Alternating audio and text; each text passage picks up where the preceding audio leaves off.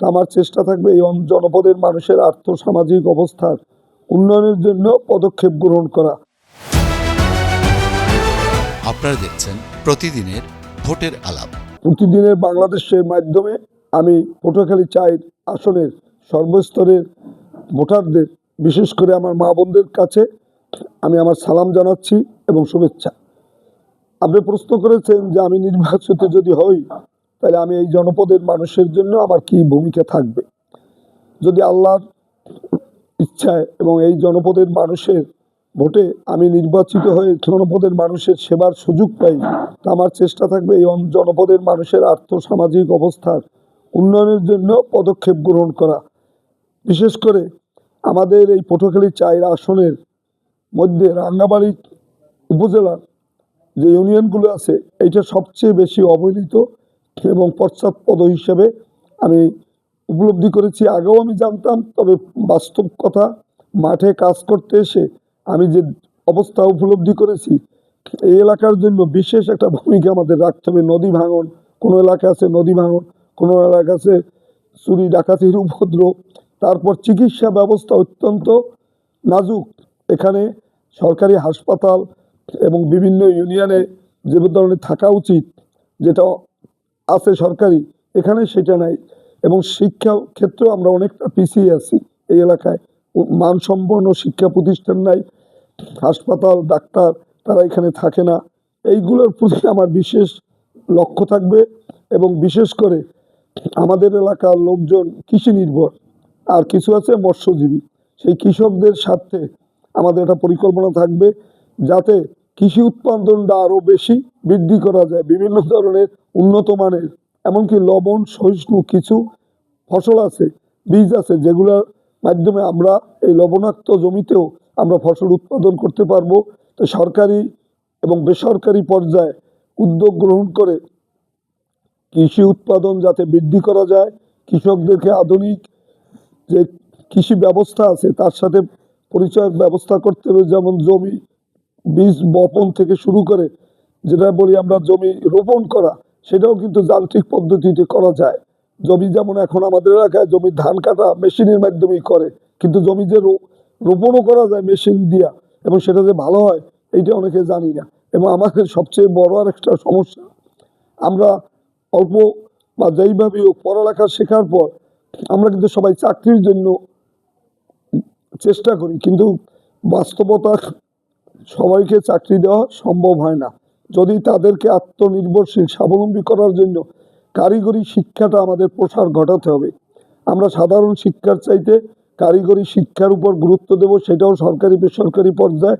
এবং কারিগরি শিক্ষায় শিক্ষিত হয়ে আমাদের এলাকার যুবকরা, যুবতীরা তারা কি করবে, আত্মনির্ভরশীল হইতে পারবে। চাকরি ছাড়াও তারা তাদের জীবন জীবিকার ক্ষেত্রে অবদান রাখতে পারবে, যেমন মৎস্য চাষ, গবাদি পশু পালন, এই ধরনের।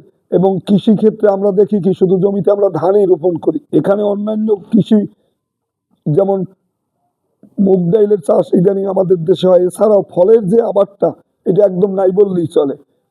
আম বাগান, লিচুর বাগান এই এলাকায় কিন্তু হয়, আমরা যদি পরীক্ষামূলকভাবে দেখেছি আমাদের এলাকাগুলো। এইভাবে উৎপাদন বৃদ্ধি করে কৃষকদের আর্থিক অবস্থার উন্নতি করতে হবে। এবং জেলেদের জন্য একটা বিশেষ আমার পরিকল্পনা আছে। যেমন আমাদের দেশে জেলেদের ওই অবরোধের সময় শুধু একটা ভর্তুকি দেওয়া হয়, কিন্তু এই ভর্তুকিটা ঠিকভাবে দেওয়া হয় না। অর্থাৎ যারা প্রকৃত জেলে, অনেক ক্ষেত্রে তালিকায় তাদের নাম থাকে না, অনেক আছে জেলে না, তাদেরকে ওই তালিকায় নাম দেওয়া হয় যখন যারা ক্ষমতায় থাকে তাদের দলীয় লোকদেরকে। তাদেরকে এই সুবিধাটা দেওয়ার ফলে প্রকৃত জেলেরা ক্ষতিগ্রস্ত হয়। এবং জেলেদের শুধু এই ভর্তুকি না, পাশাপাশি তাদের আর্থিক অবস্থার উন্নয়নের জন্য তাদের পরিবারের যে অন্য সদস্য, বিশেষ করে মহিলারা, তাদেরকে গবাদি পশু সহ হাঁস মুরগি চাষের ক্ষেত্রে সরকারি পর্যায়ে যদি সহায়তা করা হয়, তাইলে তাদের আর্থিক অবস্থার উন্নতি হবে।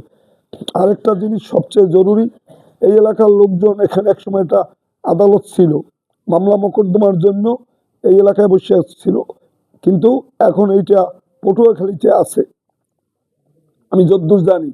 তা আমাদের চেষ্টা থাকবে, যেহেতু এটা দ্বীপ অঞ্চল, নদী বেষ্টিত চতুর্দিকে, এই এলাকায় যদি একটা রাঙ্গামাটিতে আদালতটা ফৌজদারি এবং ম্যাজিস্ট্রেট এবং আদালত যদি করা সহকারী জজের, তাইলে এই এলাকার মানুষের সুবিধা হবে। তো এই জিনিসগুলো আমরা চেষ্টা করব। নদী ভাঙন সহ আরও সমস্যা আছে, মাদকের সমস্যা, সন্ত্রাস, চাঁদাবাদী, এই ধরনের এগুলোর ক্ষেত্রে আমার জোরালো পদক্ষেপ থাকবে। এখানে জমি বিক্রি করতে গেলে বা ক্রয় করতে গেলে সাবরেজিস্ট্রি যে অফিস, এটা প্রত্যেকটা উপজেলায় আছে, কিন্তু দুর্ভাগ্যজনক হলেও রাঙ্গামাটিকে উপজেলা প্রতিষ্ঠা করার পর এখন পর্যন্ত নাকি এখানে সাবরেজিস্ট্রি অফিসটা গলাচিপা। এই জন্য এখানে সাবরেজিস্ট্রি অফিস স্থাপন সহ এই ধরনের যে মৌলিক যে সমস্যা, বেসিক যে সমস্যাগুলো আছে বড় মোটা দাগে, এটা সমাধানের জন্য আমার চেষ্টা থাকবে। এবং সর্বোপরি শুধু রাঙ্গামাটি নয়, কলাপাড়া উপজেলা, মহিপুর থানায়ও যতগুলো সমস্যা আছে, আমি যে কথাগুলো বললাম অনেকটা সেইখানেও আছে। তুলনামূলক এইখানে বেশি, ওইখানে কম। যেমন এখানে আদালত আছে, ম্যাজিস্ট্রেট কোর্ট আছে এবং সাবরেজিস্ট্রি অফিস আছে, এখানে সেটা নাই। এবং ওইখানে সমস্যা আছে, আবার একটা পর্যটন কেন্দ্র আছে কুয়াকাটা, সেইটা আরও আধুনিকায়ন করতে হবে। সেখানে পর্যটকদের বিনোদনের সুযোগ সুবিধা বৃদ্ধি করতে হবে, তাহলে অধিক সংখ্যক পর্যটক আসবে, এলাকায় ব্যবসা বাণিজ্যের উন্নতি হবে। তারপরে আছে আমাদের পায়রা সমুদ্র বন্দর, এইটাকে যদি আমরা সম্পূর্ণরূপে চালু করতে পারি এবং এখানে পায়রা সমুদ্র বন্দরের আশেপাশে যদি ছোট এবং মাঝারি বড় ধরনের শিল্প, কলকারখানা, গার্মেন্টস সহ বিভিন্ন কারখানা স্থাপন করা যায়, তা আমাদের এলাকার লোকজনকে ঢাকা বা দূরে গিয়ে চাকরি করতে হবে না। গার্মেন্টসে যারা আমাদের দেশের লোক আছে, তারা এই এলাকায় থেকে কাজ করতে পারলে তাদের আরও সুবিধা হবে এবং কলকারখানা স্থাপনের মাধ্যমে বেকার সমস্যা সহ এলাকার উন্নয়ন হবে। আরেকটা জিনিস সবচেয়ে কষ্টদায়ক, যেটা হচ্ছে আমাদের এই এলাকা পটুয়াখালী 4 আসনের সাথে সংযুক্ত রাঙ্গামাটি উপজেলার যোগাযোগ ব্যবস্থাটা অত্যন্ত খারাপ। নদীপথে যোগাযোগের জন্য তাদের উন্নত এবং নিরাপদ যোগাযোগের জন্য আমি চেষ্টা করব।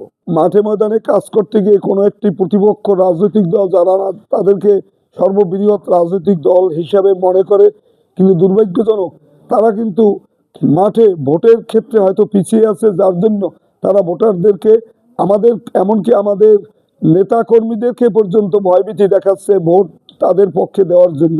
এবং সবচেয়ে আশ্চর্যের বিষয়, মহিলারা ভোটের জন্য, যদি আমাদের দলীয়, আমাদের সমর্থক যারা মহিলাদের মধ্যেই শুধু ভোট জন্য কাজ করে, তাদেরকে পর্যন্ত বাধা দিচ্ছে।